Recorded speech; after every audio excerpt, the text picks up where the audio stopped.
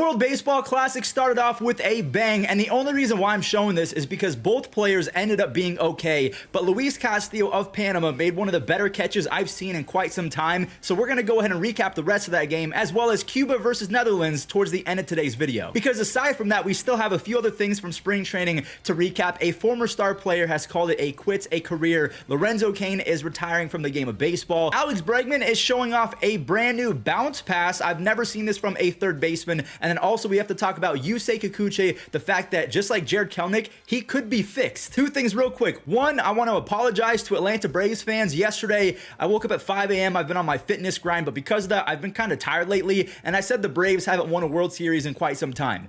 I'm stupid. And then also don't forget to use code Fuzzy on SeatGeek to save yourself 20 bucks. Like I mentioned, Lorenzo Cain is officially done in Major League Baseball. He's a two-time All-Star. He won a Gold Glove. He won the ALCS MVP a few seasons ago. He was a member of that 2015 Royals squad who won the World Series. Lorenzo Cain, he had some pretty good seasons. I would say his best was probably in 2015 when he had 16 home runs, 28 stolen bases. He was top 3 in MVP, but he was pretty solid throughout his career, so it's going to be kind of sad to see him go. We know that Lorenzo Cain made some insane plays in center field, and speaking of insane plays in center field, Pete Crow Armstrong, he came to the Cubs, I believe it was... What was that trade? Oh yeah, that's right. Pete Crow Armstrong was traded for Trevor Williams. So Trevor Williams, he went from the Cubs to the Mets. Now Trevor Williams is on the Nationals, and Pete Crow Armstrong is showing why he used to be one of the top-rated prospects for the Mets. He's going to be really good for the Cubs. I just don't know where he's going to play in 2023 because you have Bellinger in center field, you have Ian Happ in left, and most likely someone like Christopher Morel in right or Seiya Suzuki. So there's not really any room for him right now unless Cody Bellinger sucks again. From one defensive play to the next, I've never seen this before on any level of baseball, whether it's little league, high school, college,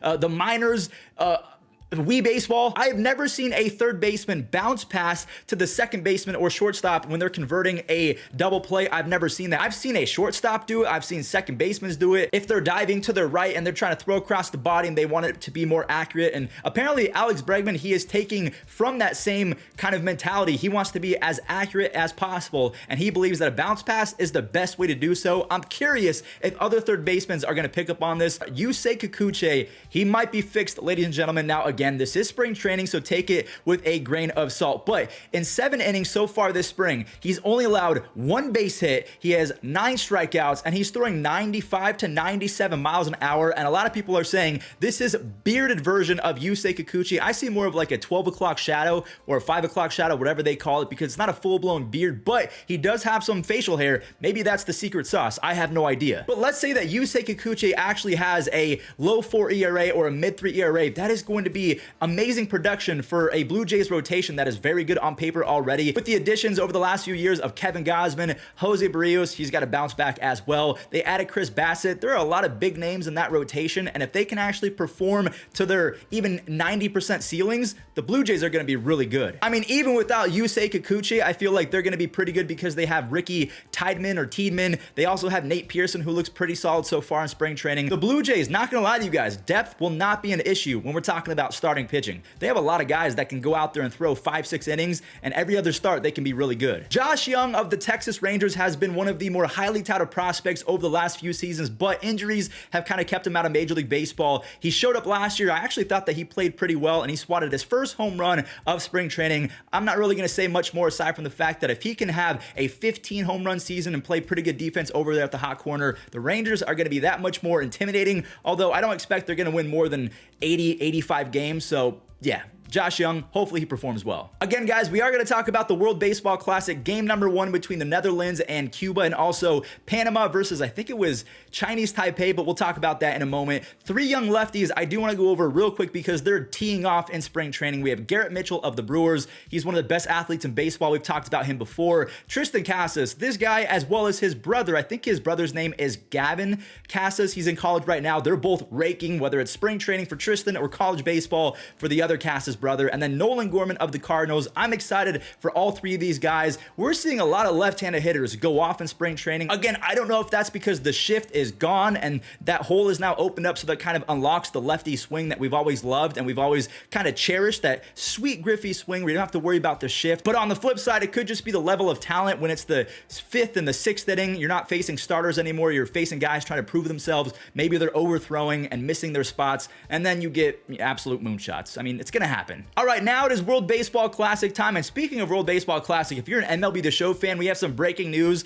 MLB The Show 23 is gonna be releasing 100 international players from the WBC, which is absolutely huge news, so make sure you guys follow my gaming channel, Fuzzy Gaming. But anyways, you're probably watching some highlights of Cuba versus Netherlands. Yariel Rodriguez of Cuba, he looks like a future big leaguer. He had 6 strikeouts over 4 innings, but Netherlands, they came away with the dub. Didi Gregorius had an RBI, and then former big leaguer Chadwick Trump had 2 RBIs as Netherlands, they win over Cuba 4-2. Panama, they pick up their first ever WBC win by a score of 12-5. Former Red Sox player Jonathan Arauz, he led the way with 3 RBIs. Panama, they scored 12 runs on 14 hits. They didn't have a single home run, so they were just hitting the gaps and they were taking the extra base. They had 3 stolen bases. This team, they're athletic, they're hungry, and they can play. I'm really excited to watch Panama for the rest of the series. I don't know if they're going to win it per se, but they're going to be exciting. Don't go anywhere, guys. We're going to roll the rest of the highlights in just a second, but that does it for me. Thank you all so much for watching. Thank you for the support as of late. Save 20 bucks off on SeatGeek using code Fuzzy, and enjoy the rest of the highlights.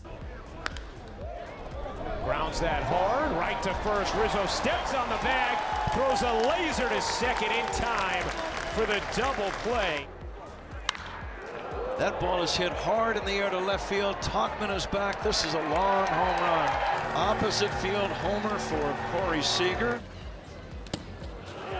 That one into the dirt. Trump able to get to it, back in behind Robert. Got him at second. It's going to be Seth Lugo. If I'm Lugo, I try a fastball.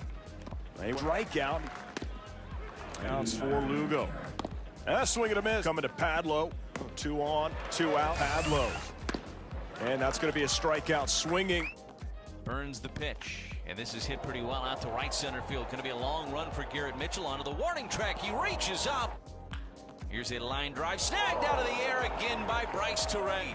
Some good defense by Corey Seager and Marcus Semien. Deep drive to center off the bat of Rios. It's gone. Edwin Rios put a charge in one. The new rules.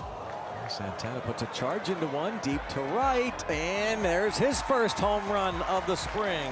It's the 2-1 on the way from Valdez. This one is up the side, and Valdez will sling it over to the first baseman. 1-2, pitch to Ruff, and it's in for strike 3.